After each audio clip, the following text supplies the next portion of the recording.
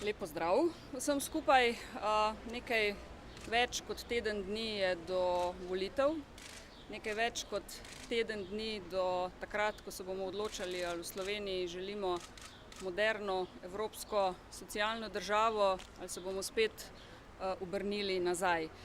Zdaj, bom rekla, v teh dneh dosti hodim po Sloveniji in lahko vidim na eni strani žalost, na drugi strani pa tudi bes v ljudeh, glede na to, kaj se dogaja. Glede na to, da v Sloveniji še vedno obstaja možnost, da bo pravnomočno obsojen politik, in to ne zaradi česarkoli, ampak zaradi korupcije, na katero tudi vi, mediji, opozarjate in ste opozarjali praktično vsak dan.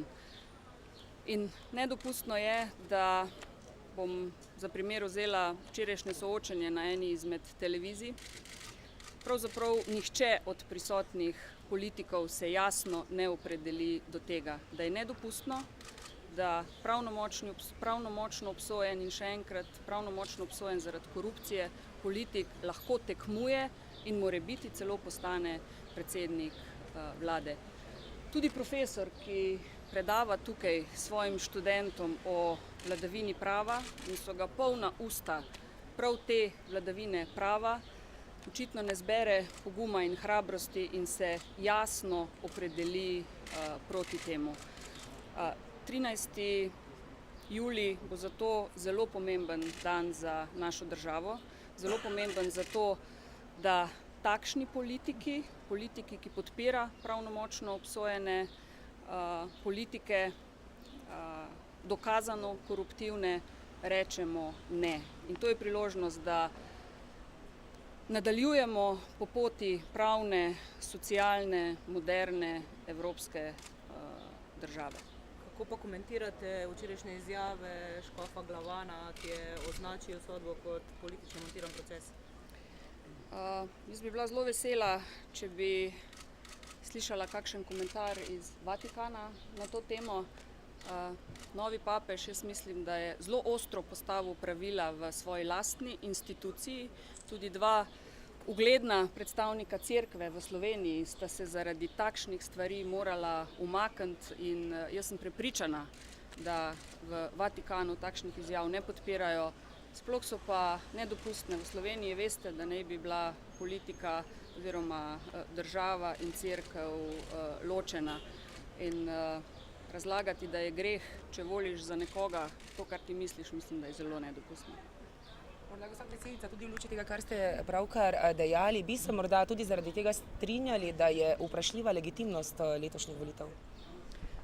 Težko rečemo, da je vprašljiva legitimnost. Mi smo vložili zakon, kjer bi na nek način prepovedali pravnomočno obsojenim politikom zasesti funkcije. Javni uslužbenec, če želi dobiti službo, mora prinesti dokazilo, da ni bil nikoli obsojen na več kot 6 mesecev kazni.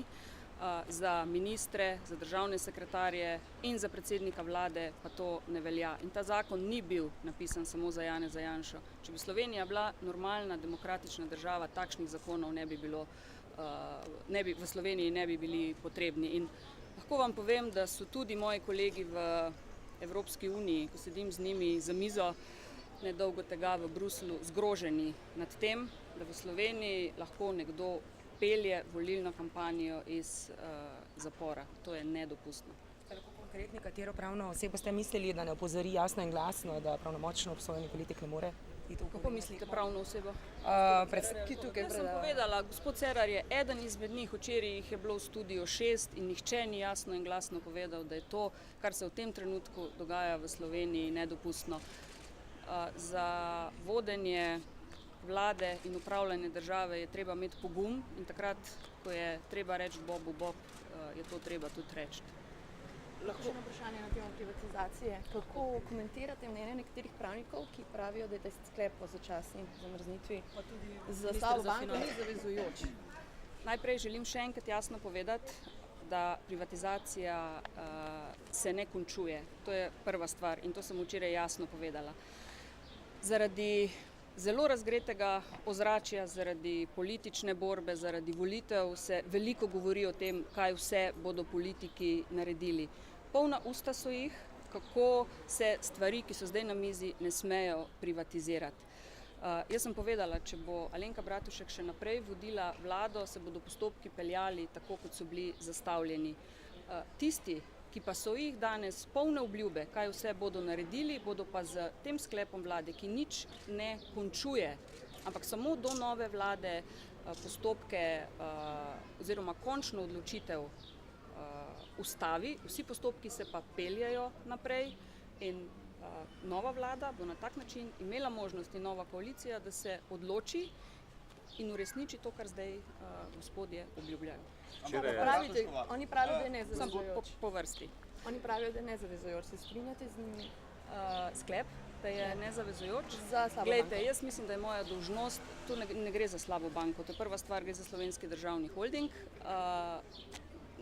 Če Slovenski državni holding tako misli, ima vse pravne možnosti, da tudi ta sklep izpodbija. Moja dolžnost in jaz vem, da ljudje to od mene pričakujejo, pa je, da zaščitim naše, vaše in skupno premoženje in dam možnost tistim, ki danes obljubljajo nekaj, da bodo potem tudi to uresničili.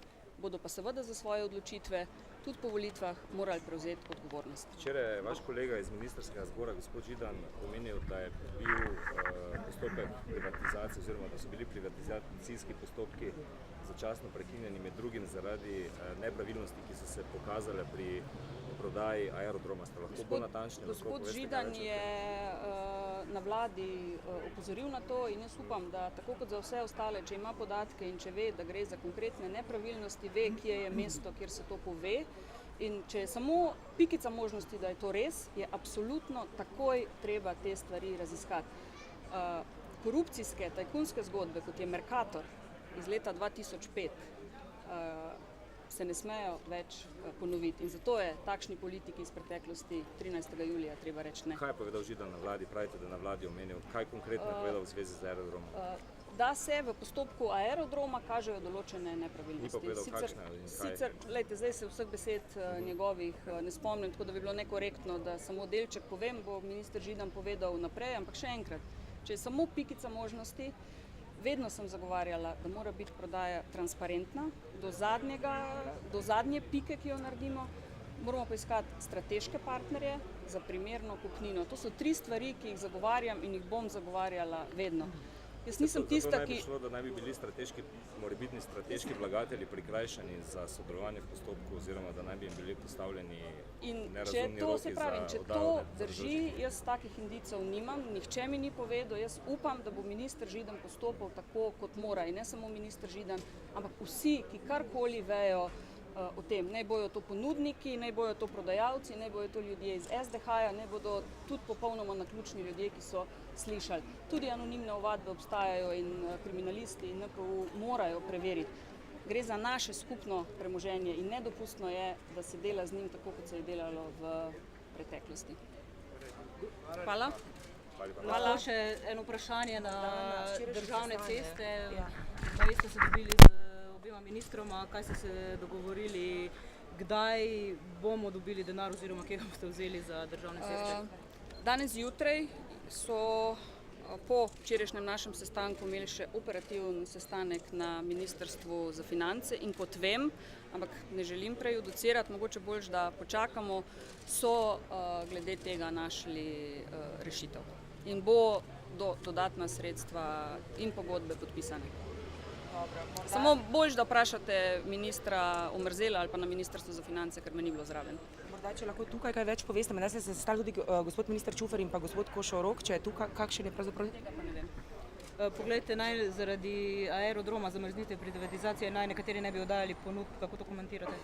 Ja, boste povedali, kdo. Jaz sem prepričana, da tisti, ki ima resen namen in še enkrat ni ustavitve ali pa konca privatizacije, samo pogodba naj bo podpisana pod takrat, ko bomo imeli polno operativno vlado, ki bo, če tako misli in ne samo govori, ker v predvolilnem času imam občutek, da nekateri zelo veliko govorijo, ko pa pride čas za odločitve, jih pa malo zmanjka, bodo imeli možnost reči tudi ne.